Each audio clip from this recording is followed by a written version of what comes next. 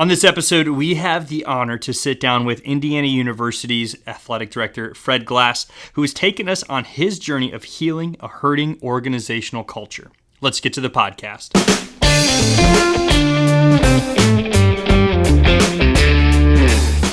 Welcome to another episode of the ROI Podcast presented by the Indiana University Kelley School of Business. I'm your host, Matt Martella, alongside Associate Dean Phil Powell. Here on our show, our mission is simple. We help organizations make better business decisions.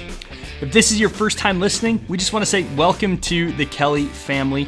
And we just want you to know that our weekly podcast just aims to help you have tangible skills you can apply to your leadership instantly. And for everyone rating our show and sharing this on social media, we just want to say you honor us so well. In fact, because of you, our show has been able to see tremendous amounts of growth. So thank you so much for finding our content valuable and sharing it with your colleagues, your friends, and even your family members. And for those of you who have a question, if you guys are wrestling with a leadership topic that you want some answers on, if you have a guest that you think would make a great person that we could interview, shoot us an email to roipod, that's roipod at iupui.edu.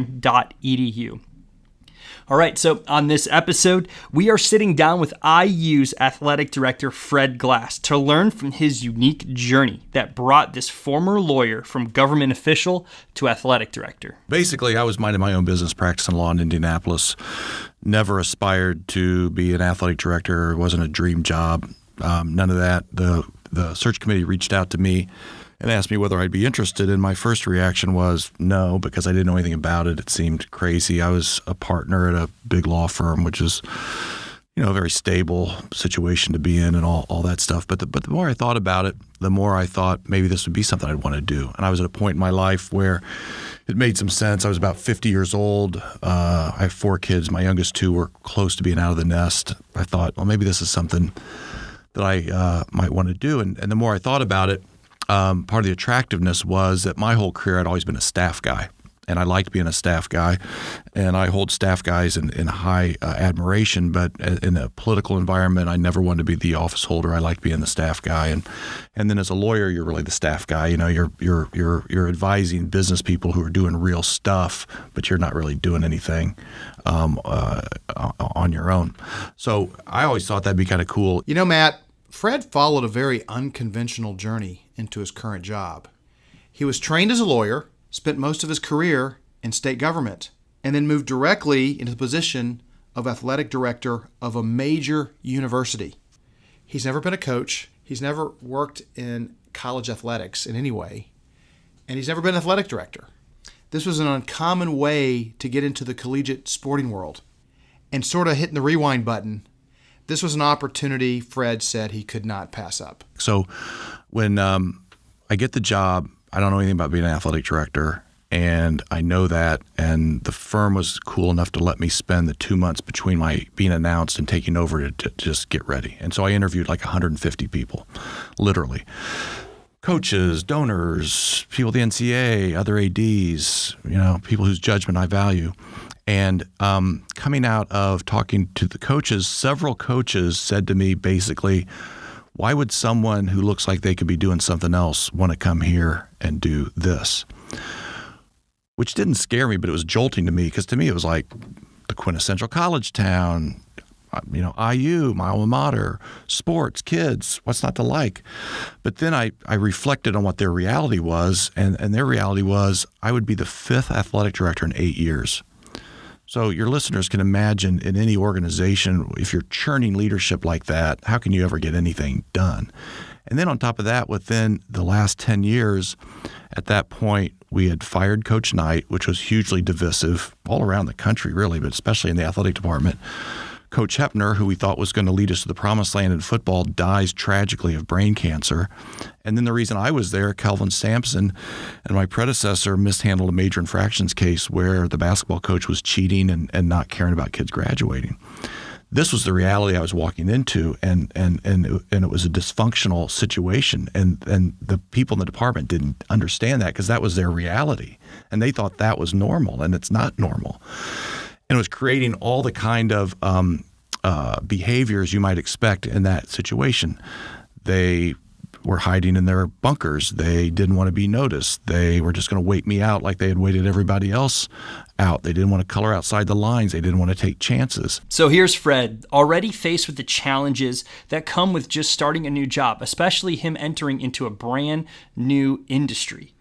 However, he also found himself entering an organization that now has low morale and maybe a little jaded toward leadership because, as he said, they had 5 athletic directors over the span of 8 years. He knew this would take some intentional work to start healing. I concluded that I really sort of had to heal the department before I could lead it.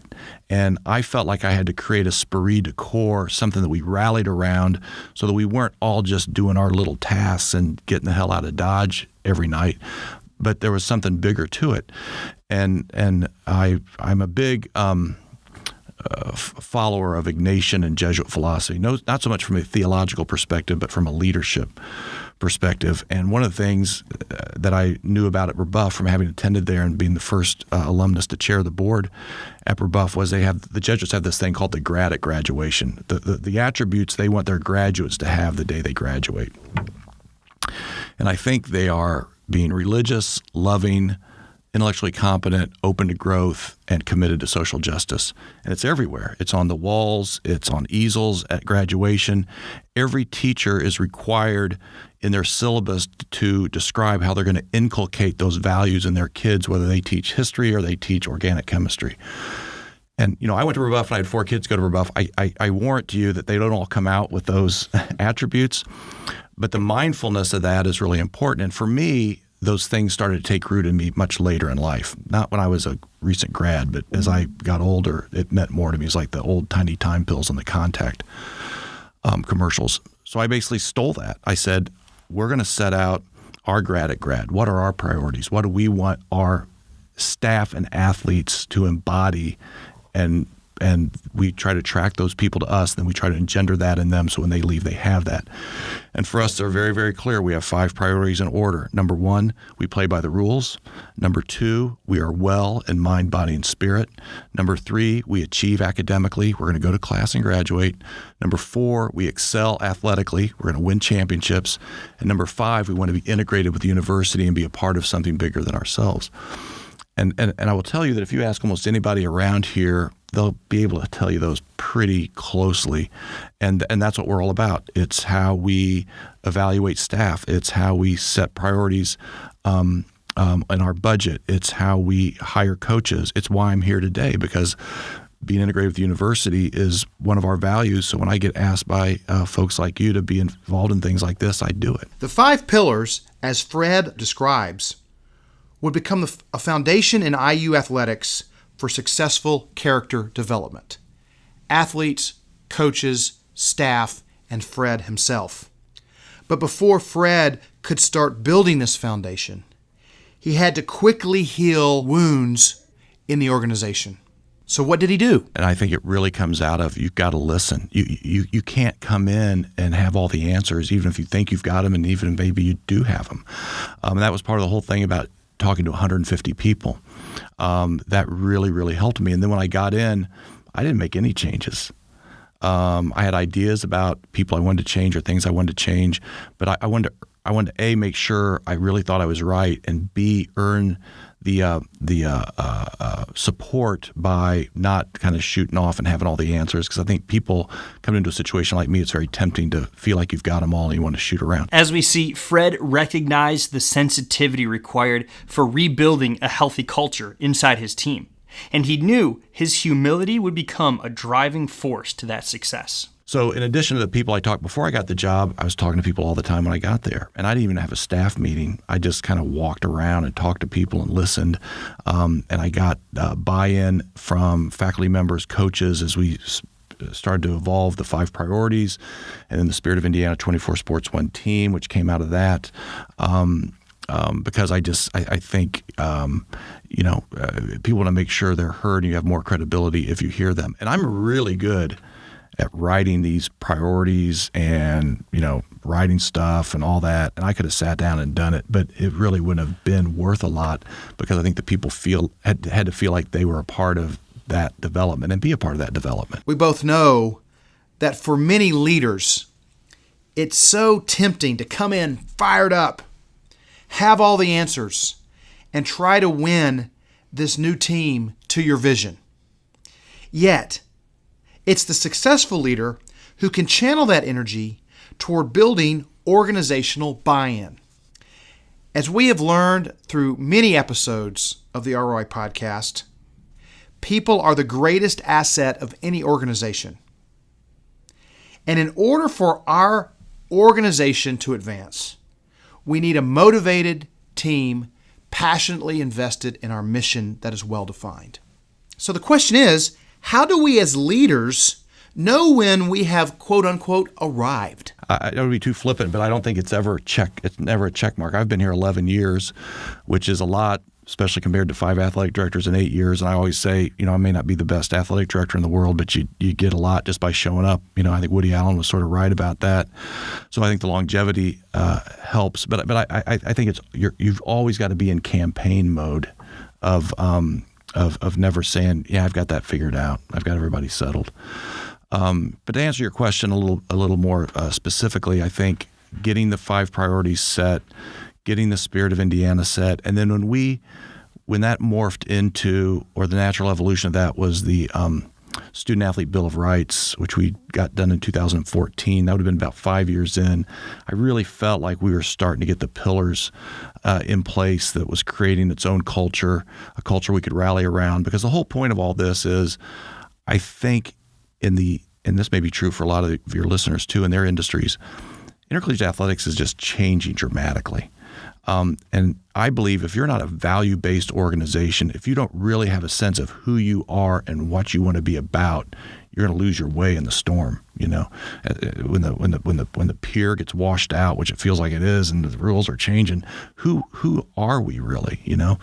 And it sounds trite, but I think it's really true. If the number one goal of IU athletics was following the rules when they hired Kelvin Sampson, they wouldn't have hired Kelvin Sampson. He was a cheater. He was a documented cheater, But those basic touchstones I think are really important, because I still refer back to them. We'll be in a meeting. I'm like, well, if we really think this, then we're not going to do that. And so a culture now strengthened to handle any storm brewing in the horizon. But what about Fred's personal storms? How does he stay grounded as a leader? I don't want to sound too corny, I guess, but one of the things that I've really settled on is, I think the secret to a good life is gratitude and forgiveness. And in everything I do, kind of big and small, in my marriage, in my job, and all that, I like to keep that at the forefront. And to me, forgiveness is like a force field that, if forgiveness isn't being a chump. Forgiveness is freeing the forgiver, and that's been a real constant and a positive thing for me. And then just being grateful for things big and small, being grateful for living in Western culture, being grateful I take a hot shower every day, being grateful I've got this job, even when things turn bad, looking for a way to be grateful about that. And I'm not always good at it, and I'm not getting up on my high horse, but if I can be mindful about gratitude and forgiveness, then everything else pretty much takes care of itself. At its most fundamental level, Fred reminds us of one important thing. For organizations that first must heal wounds from the past, move on, and accomplish great things. Great leaders equip their organizations to do that when they connect management and the culture to what drives human happiness. Gratitude and forgiveness are at the heart of what makes individuals happy. That's evidence from positive psychology. And Fred's done a wonderful job of connecting what he has done to what will ultimately drive the happiness of his team and their sense of worth and mission on a daily basis.